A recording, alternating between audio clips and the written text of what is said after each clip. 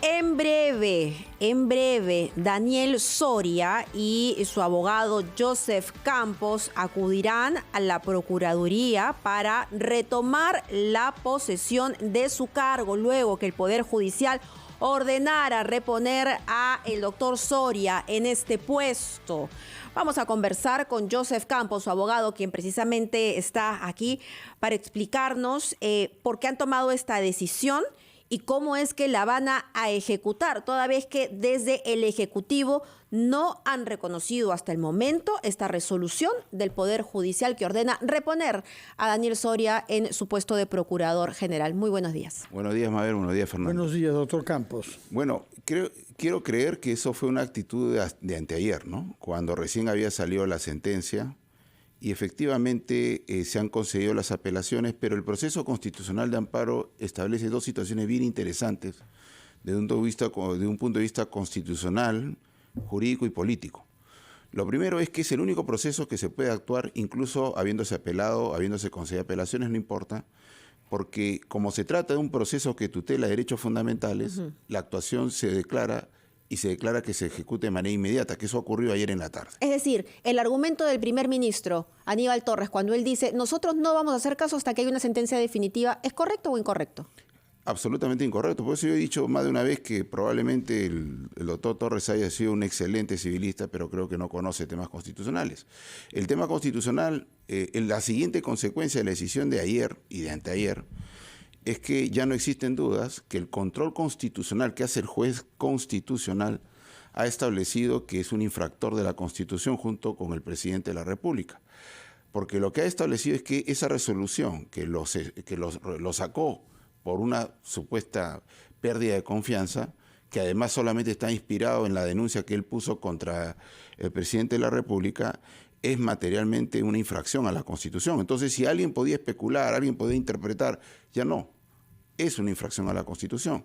Entonces, lo que correspondería para efecto de establecer, creo, una sensatez en todo esto, es que lo que dijo anteayer, el día de hoy, ahora que hay Consejo de Ministros, vuelva a la sensatez, porque creo que fue un error al que llevó al presidente de la República, y creo que el presidente de la República no debería exponerse, porque el proceso de amparo, además de poder actuarse inmediatamente, tiene consecuencias para hacer cumplir que no tiene otro proceso, que van desde las multas progresivas, etcétera, hasta destituir al funcionario que es renuente a acatar su decisión. Y en este caso se tendrá que comunicar al presidente de la República, si es que no hiciera, esperemos que no, el ministro de Justicia no ordene que se establezcan las condiciones para la reposición, tendremos que pedirle que lo haga el presidente de la República. Y si el presidente de la República es renuente, finalmente la exposición también podría alcanzar en una nueva vía posible para discutir la permanencia del presidente de la República. Señor Campos, por lo que usted dice, estamos ante dos temas graves diferentes. Por una parte, el caso del procurador destituido, que ahora está claro por un auto pronunciado ayer por el juez Valencia, que fue un acto inconstitucional. Sin duda. En consecuencia, el señor Soria debe ser restituido de manera inmediata, es decir, hoy a las 9 de la mañana. Tengo entendido que lo va a acompañar usted para que vuelva a tomar posesión de la oficina de la que fue retirado en enero pasado. Y ese es el aspecto Daniel Soria, procurador. Pero usted ha introducido el otro tema, que es violación de la Constitución, explícita y ahora afirmada por un juez constitucional. Yo recuerdo que cuando se produjeron los hechos, el defensor del pueblo de la época, el señor Gutiérrez, dijo que era una infracción a la Constitución caracterizada que podía, en virtud del artículo 114 de la Constitución, dar pie a un proceso contra el presidente de la República, que es el último responsable de que se haya violado la Constitución al destituir al señor Soria. Explíquenos sobre este segundo aspecto, por favor. ¿Qué procedimiento posible se abre, puesto que la justicia está diciendo acá, al destituir a ese funcionario, se le ha cometido un agravio, pero además, y más gravemente, se ha cometido una infracción contra la Constitución? En primer lugar, ratifico lo que tú señalas. Lo que hace el juez constitucional cuando controla una actuación del poder es calificar, ¿fue constitucional o fue inconstitucional? De tal manera que ya no es interpretación de Walter o de cualquier otro funcionario, el abogado, ya no. Ya hay una resolución judicial que establece que lo ocurrido con Daniel Soria es una infracción constitucional. Ese es por un lado. Por otro lado, yo estoy de acuerdo con Walter, lo hemos conversado más de una vez. Walter Gutiérrez, el ex defensor del pueblo, cuando incluso conversamos del tema, es que no hay forma de comprender que uno puede tener los reparos y una interpretación estricta del 117, con cargo a que eso puede ser materia de otra discusión sobre el antejuicio político, cuando le imputan delitos al presidente. Pero lo que yo no creo que sea discutible es que, salvo que creamos que en la Constitución peruana hay un rey absolutista, ¿no? Interpretar que la Constitución, que quiere ser suprema, que quiere gobernar el proceso político, donde está el pueblo, está el presidente, establezca la posibilidad de interpretarse que el presidente de la República puede violar la Constitución y que no le pase nada, ¿no?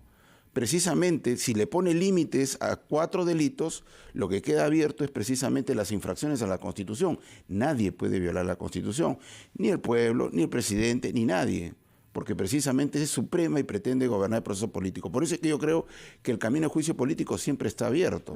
Entonces, aquellos que dicen, insisto, que no se puede la acusación constitucional del juicio político, interpretan que el presidente puede hacer lo que quiera durante los 5 años de su mandato con la Constitución y no le pase nada. Eso ni los reyes de las monarquías que conocemos, la reina de Inglaterra, ni el rey español puede hacer eso. También tienen responsabilidades cuando infringen la Constitución. Entonces, lo que hemos visto ayer, hay 2 situaciones. Primero, repone los derechos fundamentales de Daniel Soria. Segundo, se establece que ha habido una infracción a la Constitución al momento de sacarlo del cargo como ocurrió en ese momento. Y tercero, se ratifica la posibilidad, creo yo, de establecer frente incluso a la renuencia de cumplir el mandato, un nuevo supuesto de infracción que ya es más grave. Porque, insisto, todo lo demás es susceptible de ser interpretado. Y ahí la vía es la Subcomisión de Acusaciones Constitucionales. Es mi interpretación. Cuando él ya no cumple la orden de un juez constitucional, es que ya estamos en una situación severa de infracción a la Constitución. ¿Qué va a pasar si es que él, desde el Ejecutivo, pues a pesar de la resolución, siguen rebeldes, digamos, ante lo que ha ordenado el juez? ¿Eso podría suceder? ¿O usted ha dicho, claro, confía que hoy en Consejo de Ministros prime la sensatez? Ayer ya están notificadas las partes, para comenzar. El día de hoy vamos a ir de manera pacífica, creyendo que se va a cumplir. No hemos pedido el auxilio de la fuerza pública. ¿Y qué pasa si no le abren la puerta, si no lo reconocen? Bueno, constará que eso ocurre, que hay una voluntad política que tendrá que tener responsables respecto a ese tema.